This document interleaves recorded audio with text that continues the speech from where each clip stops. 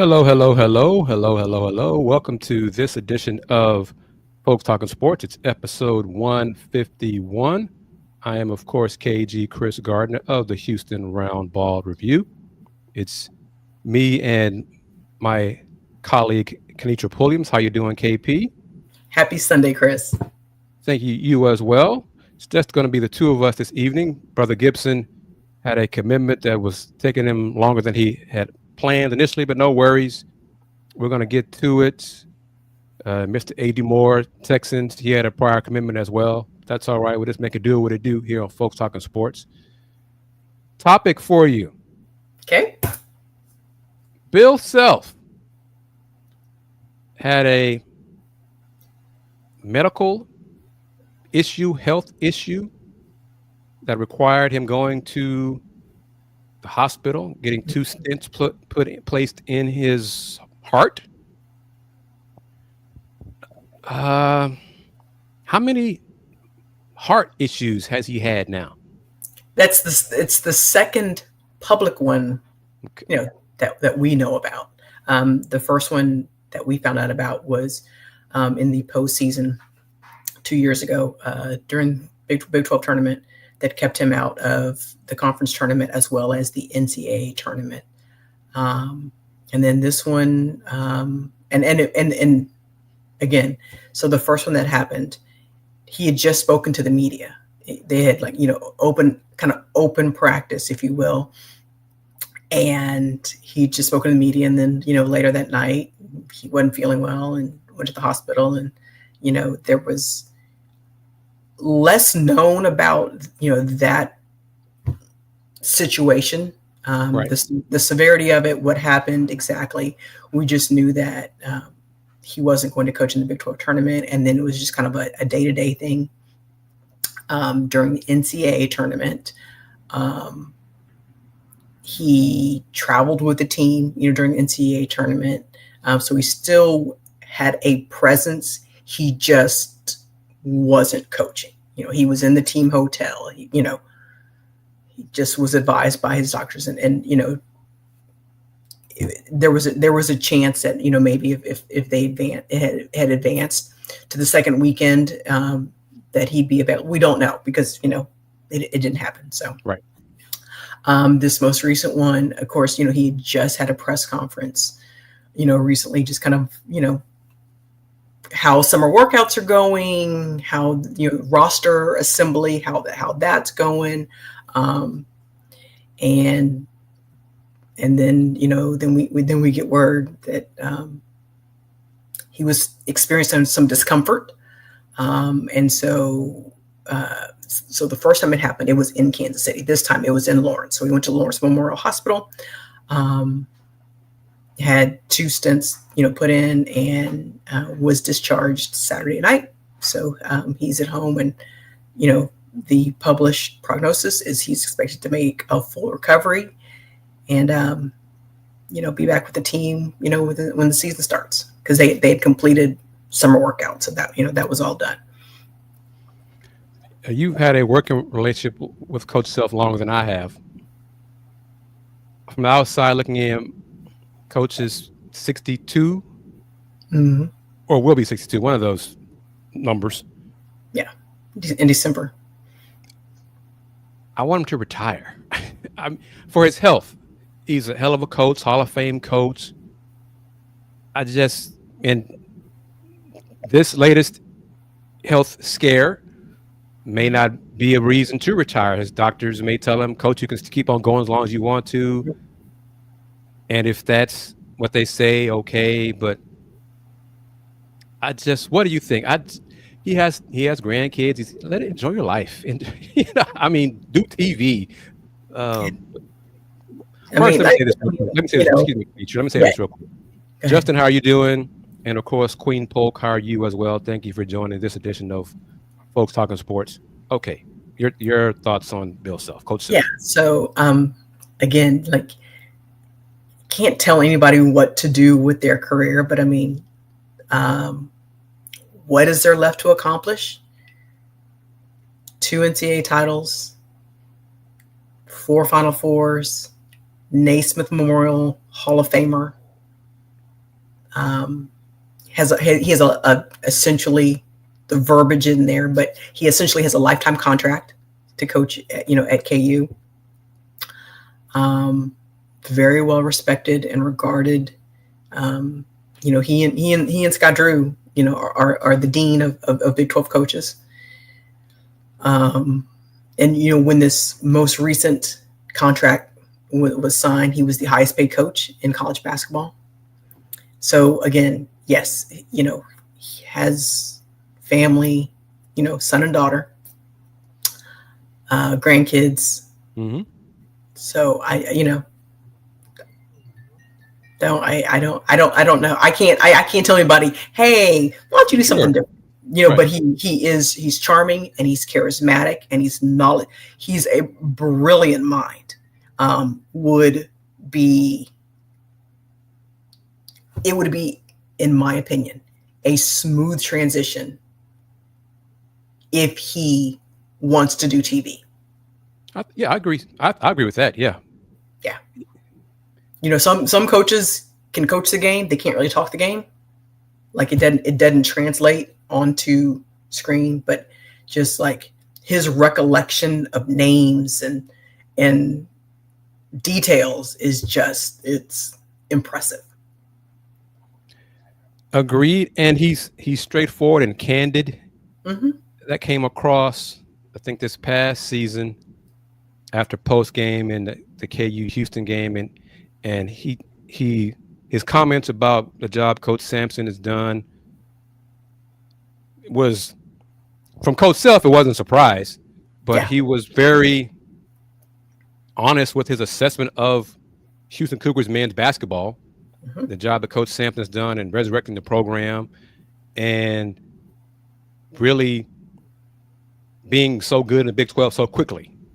He said all those things. It was not a lot of coaches would be that candid and honest about another program in your conference like that. It wasn't like he was like gassing, because you can tell when somebody is gassing you up, but when there is the sincerity of observation, mm-hmm. and it's like, okay, so he comes from a place of substance, and it's like, okay, so you're like, yeah. And Coach Sampson has a lifetime contract at UH, as he kind of sprung on media, I think, before they went to San Antonio for the Final Four, just talking media gathering, and he just said it out. He said, hey, I have a lifetime contract here. I can coach here as long as I want to. And it was part of an answer to a question. And we were like, I don't even know what he said after that. Because all I heard, remember, he said, "What's his lifetime contract?" Really? Oh, okay. So that was what I remember from that whole day was that comment right there. Thrillo, how are you doing? Thank you as well. This edition of Folks Talkin Sports, it's KP and myself today. Willie Gibson is still with family, and it just run longer than he had initially planned. So no worries. We're going to do many more Folks Talkin Sports shows. Not a problem at all. We're talking Coach Bill Self, KU head coach Bill Self, and his health issue requiring 2 stents placed in the heart. And I think, he probably will coach this season, and then we'll go from there. But I think he's smart enough, and I don't think he's ego-driven enough that if his health became problematic, that he would keep doing it just to try to prove a point. I don't think he's not the kind of guy. Yeah, prove what? Right. Prove. You have multiple NCAA titles. And then, he was, assessing his team, and he said that he really likes the collection of guys this year. But he also hinted that he's still working to kind of bolster this year's team. Like it's still kind of a work in progress. He said that the thing about this year's team is that, or next year's team, if you will, they really like each other. And it's, if you will, it's a young team as meaning there are not a lot of guys with a lot of experience on the team. You have Jamari's on the team from the Houston area, but redshirted last year. El Marco injured last year, redshirted last year. So you have guys who have this will be their third year in the program, but they don't have a lot of minutes. So in that regard, you have inexperienced veterans. Yes. And staying in the Big 12, but we're going to talk about the Big 12 and the news last Monday that they were approached or had been in talks with. Memphis approached them. Okay. Regarding basically buying membership into the conference. And the Big 12 said no. What were your reaction, your thoughts when you heard what Memphis was attempting to do, including money from sponsorship, corporate sponsors? It wasn't really cash to the member schools in the Big 12, but it was going to total roughly $250 million for the next 5 years. And then the kicker, of course, if Memphis did not show value, that the Big 12 could kick them out at that end of the 5 years. What were your thoughts on the whole process? To me, it's a aggressively desperate move by Memphis, but hey, sometimes you have to advocate for yourself, because otherwise, in this evolving landscape of college athletics, but I think what maybe would have boosted the profile is to have a secondary school, because you come in and then then it becomes an unbalanced conference. Not saying that that's a deal breaker, but if but it would make a nice travel partner, if you with Cincinnati, or you can, group Cincy, West Virginia. I said way back, 2 iterations ago of the Big 12, I wanted Louisville to come to the Big 12.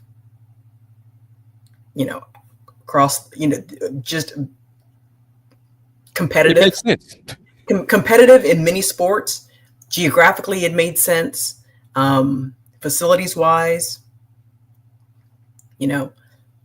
me personally, I don't like the Liberty Bowl as a facility. I think it's antiquated. It's for sure cozy, if you will. It just, but it, And and Memphis is in the process of renovating the stadium as part of it. What are your reasons, in your opinion? What do you think? Why has Memphis been turned down by the Big 12 now? What is it? 3 times? At least twice. Just from your perspective, what do you think is holding Memphis back? I just, it's just kind of how does Memphis make the Big 12 better? You have you have the corporate ties of Federal Express, okay, and what else you have going for you? The corporate partners is nice, but it's not enough. It has not been enough. The basketball team, men's basketball, has not done their part, in spite of Penny being the head coach, in spite of some years very talented teams. Mm-hmm. And the timing of Monday's announcement is just days after the men's hoops team was put on probation for 2 years. So that didn't help. Yeah. Academically, it doesn't help. It's not, it doesn't improve the Big 12's perception.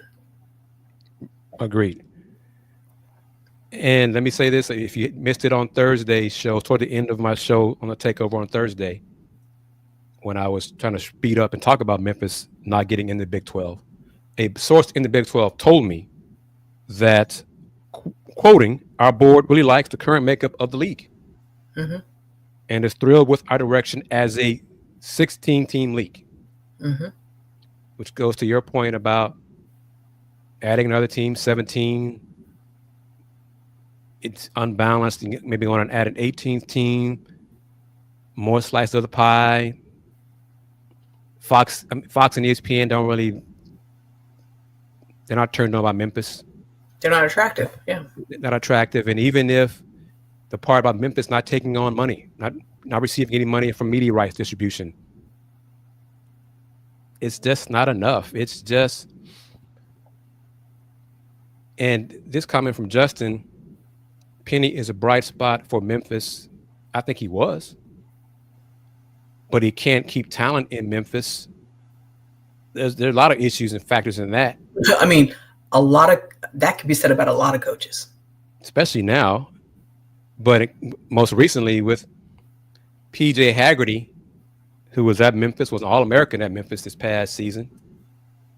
He left Memphis for Kansas State and reportedly for less money to go to Kansas State rather than stay at Memphis for a second year and play with Penny for a second season.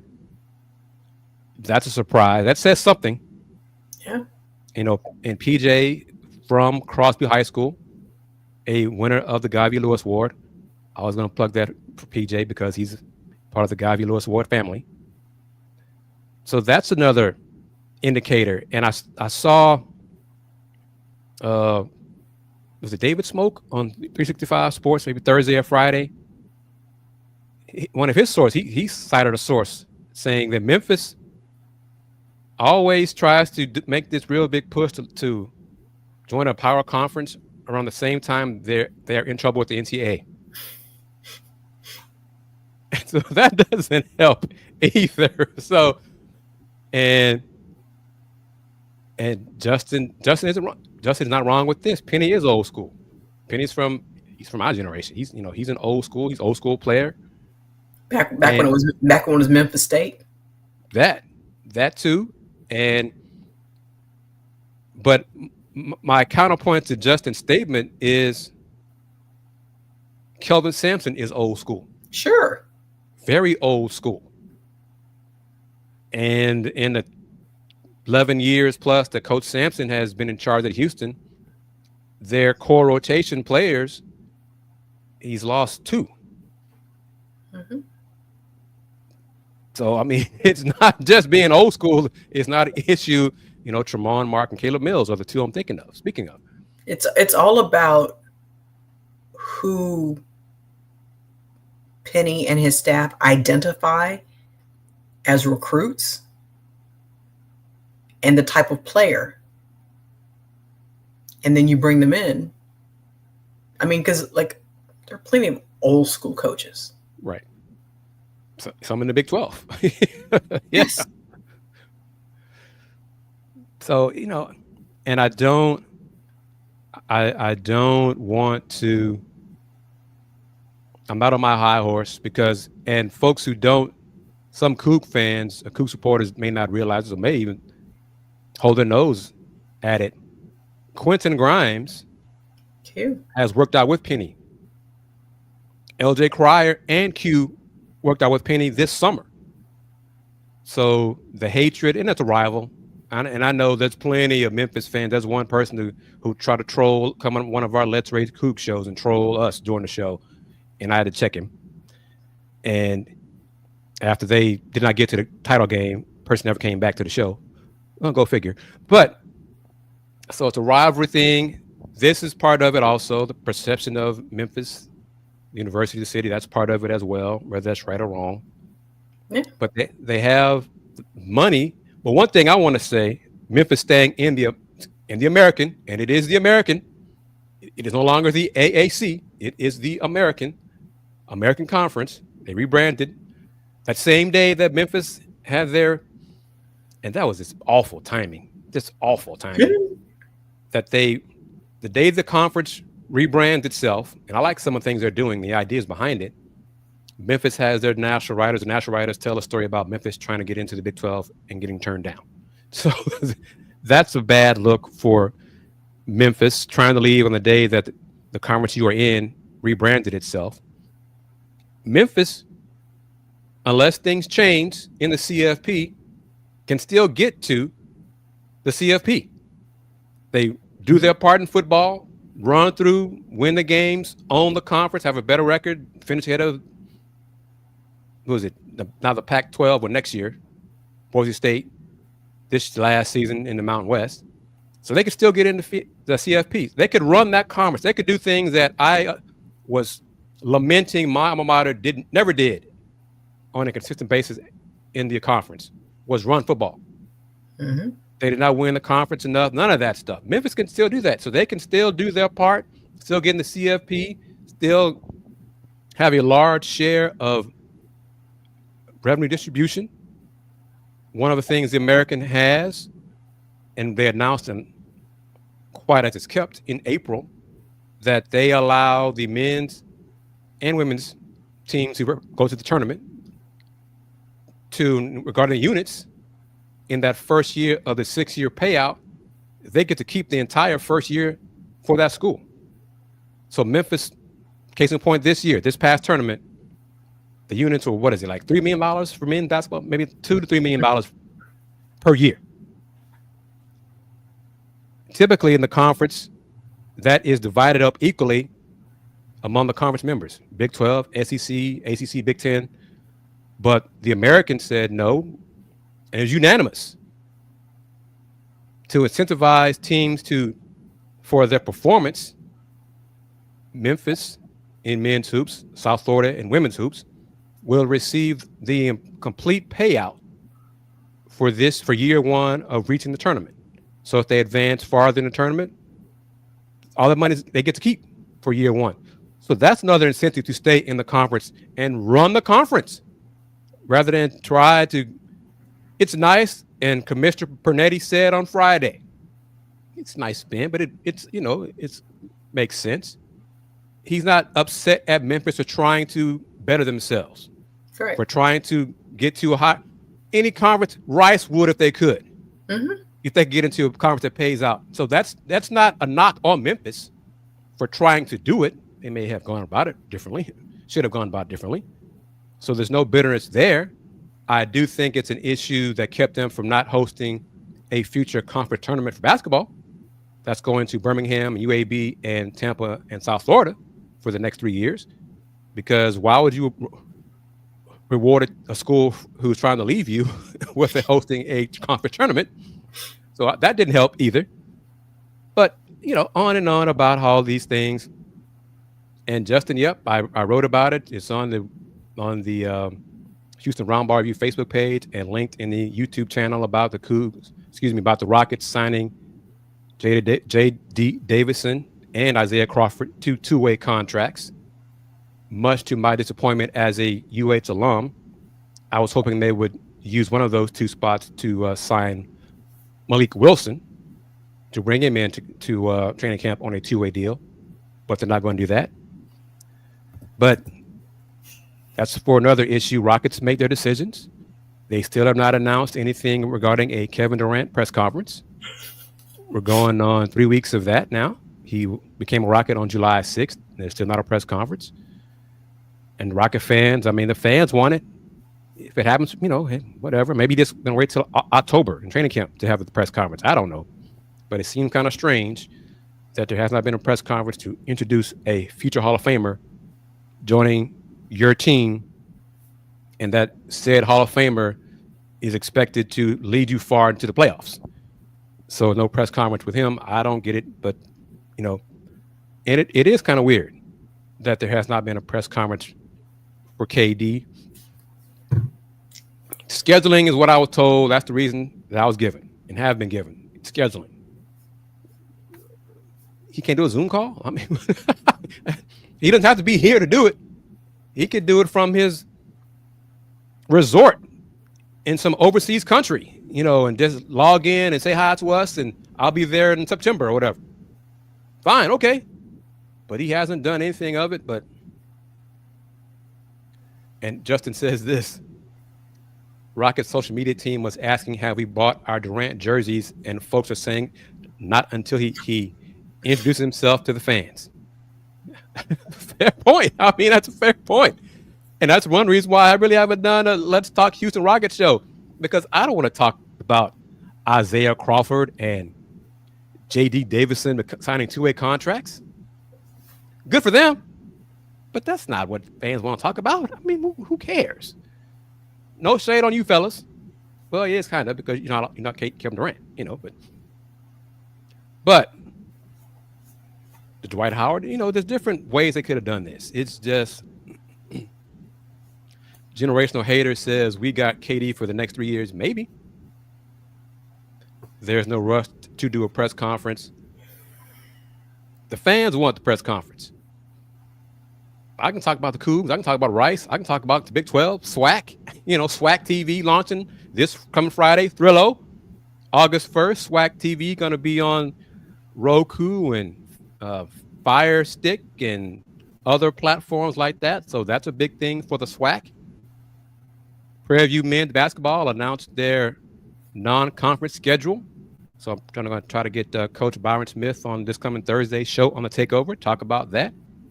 So, I'm not worried about, my life is not wrapped around Kevin Durant having a press conference or not, but the Rocket fans want it. And that's all I'm saying about it. The American and the rebranding, one thing Coach Pernetti touched on is he is in favor of the conferences consolidating when it comes to future media rights deals. Similar to what the NBA does and the NFL does. Everybody is united when you go to your media partners and say, we are a collective, and that will increase the revenue. It will increase the size of the pie so that everybody gets more money. What are your thoughts on that? I would have to know more. Yeah, I mean, because just aren't there more teams? So I don't know if the breakdown would be equal. He and I think Tex Cody Campbell and others who are in favor of that idea say that the numbers show us that they could triple the value of the revenue and all those things. They need to see it.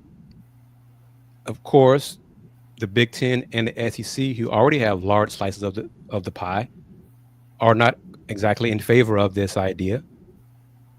But one comment that Commissioner Pernetti made that really stuck with me, in terms of TV ratings, okay, college football is here. Mm-hmm. The NBA is here. But in terms of media rights distribution, the NBA is way up here above my head, whereas college football isn't. And one of the reasons he believes is because of the fissures in the media rights. So we'll see. I mean, it's an interesting topic. Need more info about it. And it's years away from happening, if ever, because you got to convince the big boys on the ivory towers, which is really why I wanted Willie on here to talk about it, to see if they'd ever agree to, yes, be a larger pie, but we're good with our pie. It's already good. Slices of our pie, we're eating plenty. So who knows if that's going to happen? I don't know. Yeah, what if it's a larger slice of, I don't know, cherry pie, and you don't like cherries? You're happy with your sweet potato pie. Yeah, well, I am. Yeah. Generational haters says this about a men 1-on-1 versus Davion Mitchell. Looks good in the NBPA sanctuary in Spain. That's good. He's working on his game. I'm looking forward to seeing him, and I think he's a better option running the offense than Reed Shepherd. I've maintained that for a while now, and we'll see. I think the Rockets are making a mistake trying to have fit Reed into that backup point guard role. I don't think it's the best for him. We'll see. I've been wrong before. I'll be wrong again. But on this one, I don't think I'm going to be wrong on that one. But that's really all I want to talk about. Like I said, the Rockets signing Isaiah Crawford and J.D. Davison to two-way deals pretty much closes the door, Miss Wanda, on the chance of Malik Wilson signing a two-way contract. The Rockets now have the maximum available. 3 players signing two-way contracts. The article is available on my Facebook page. Link to it's on the YouTube channel in the community/post section, as well as on Threads and Blue Sky. And there will be a Let's Talk Houston Rockets show in the future at some point. Hopefully talk about Kevin Durant and a press conference. But other than that, this is the dog days of summer. And going to slow down. I may be launching a membership section of the YouTube channel. Hopefully soon, which will provide perks for those who sign up to become members, with perks offered from sponsors of the Houston Roundball Review. So if you want to be part of that, you want to be part of sponsoring advertising on this show, advertising in the Houston Roundball Review directory, that includes both. So you pay one price, you get to sponsor one show and be listed in the directory. Advertise at THEHRR.com. Simple, easy peasy. We're all happy. Shows on all kinds of platforms: YouTube, TikTok, Threads, Instagram, Facebook, Twitter. You know it. Reaching all kinds of people, sizes, audiences, large and small, including the show on Roku on Thursdays via the BS3 network. And of course, get you some merch like this FTS mug. Or you can also be like Queen Wanda Polk. If you are a Coug supporter, get the brand new Once a Coug, Always a Coug shirts that I put together. She was the first one to order that. Bless her heart. She is the queen support of the Roundball Review. She's one of the reasons that these shows keep on going. Folks like her give me reason to keep doing this show, because there's some days I just like, why bother? Why should I keep doing this stuff? Honestly, I truly feel that way. But she keeps me going. Andy Yanez and the fellows on Let's Rage Cougs are probably going to have a show this Tuesday. Cougs football training camp starts on Monday. Andy will be there Monday and Tuesday. I think Tuesday for sure, to get some footage. And we're all together working on trying to get sponsors to help us for our shows in Big 12 tournament in March of 2026. If you want to be part of that, once again, email advertise at THEHRR.com. Last thing, KP, I think I sent it to you. If not, I apologize. The news that Coach Willie Fritz and his football staff flipped a recruit, a TCU commit, committed to the Cougs yesterday, an offensive lineman. Okay.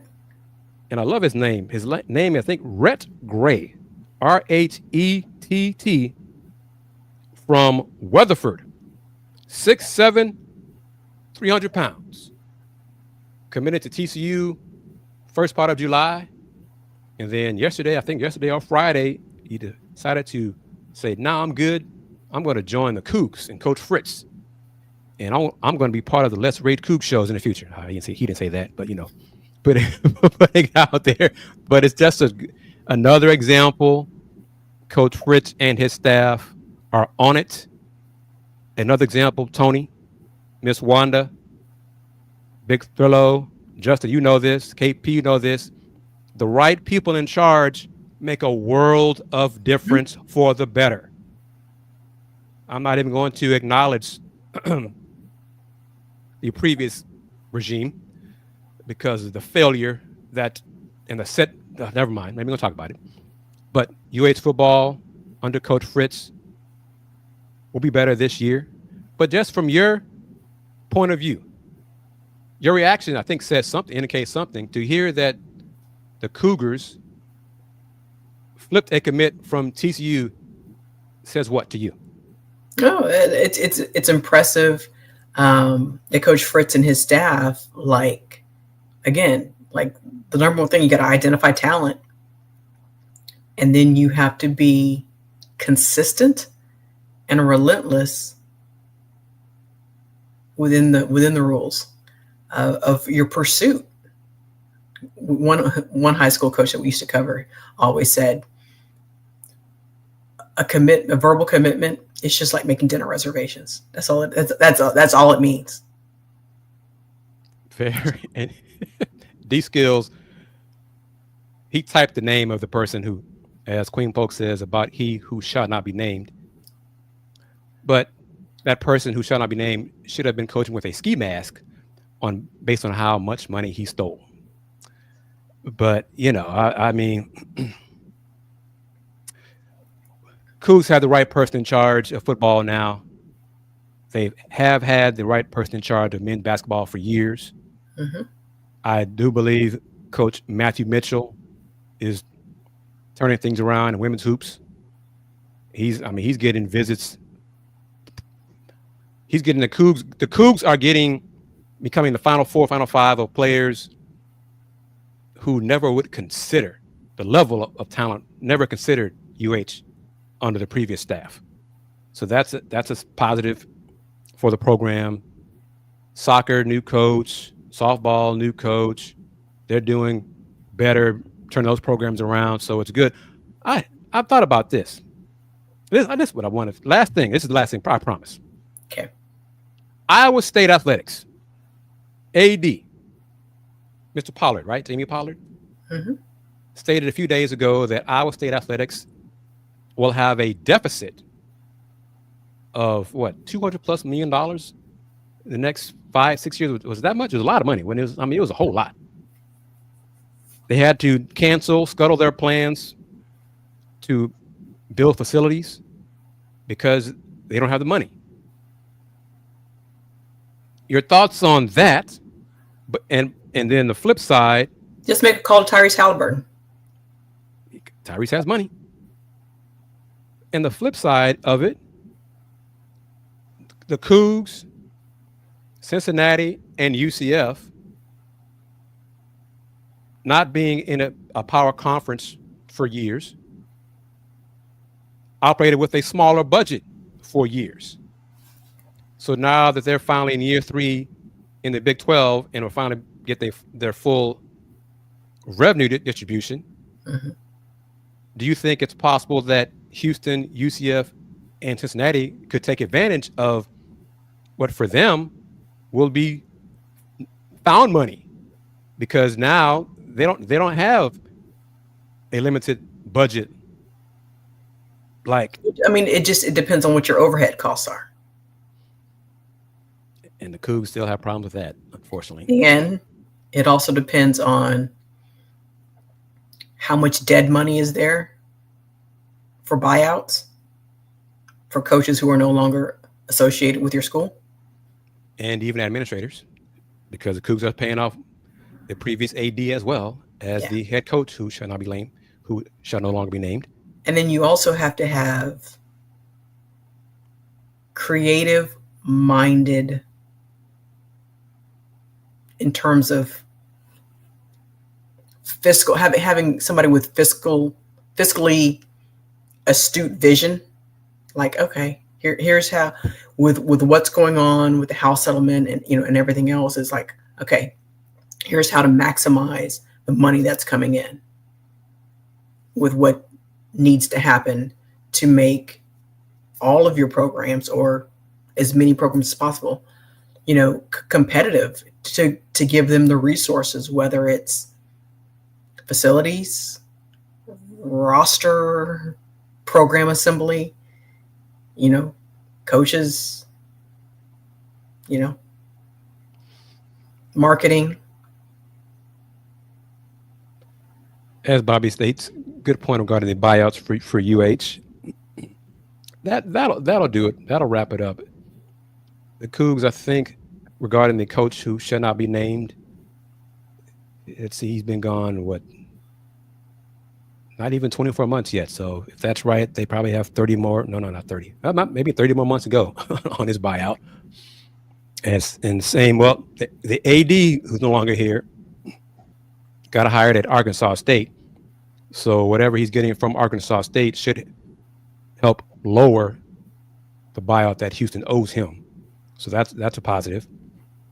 But if you have not seen Thursday's show, The Takeover, and my conversation with Alvin Franklin, the associate AD for Houston for development, please watch that show. Watch the conversation, some great insight and information from Alvin Franklin. So watch that. He'll become the second string quarterback. Nothing wrong with depth. KP, I always ask it. You haven't texted me anything different, so nothing's changed? Nope. All right. Well, nothing's changed for me either. And how you find me on these social media platforms, I am, of course, KG Kris Gardner. You can find and follow, please do follow, Folks Talkin Sports on IG and Threads. And I am, of course, still Houston Roundball Review on IG, Spoutable, Threads, and TikTok. And I'm getting close and close to probably doing a live show on TikTok. And based on how I feel, I may just go have some fun and be ignorant and get stuff off my chest. Who knows about that? As only I can do. It's been a long time since I've ranted on one of these platforms. And it's my platform. So, hey, I don't work with Paramount or anything like that. So, anyhow, okay. That'll do it for this edition of Folks Talkin Sports, episode 151. Thank you to everyone. Thank you, of course, to Kennetra Pulliams. Thank you to Justin, Bobby, Tony, Generational Hater, D Skills, Thrillo, everyone who participated in the conversation. We're going to do it again. And next Sunday, KP, are you available next Sunday? I'll be out of town.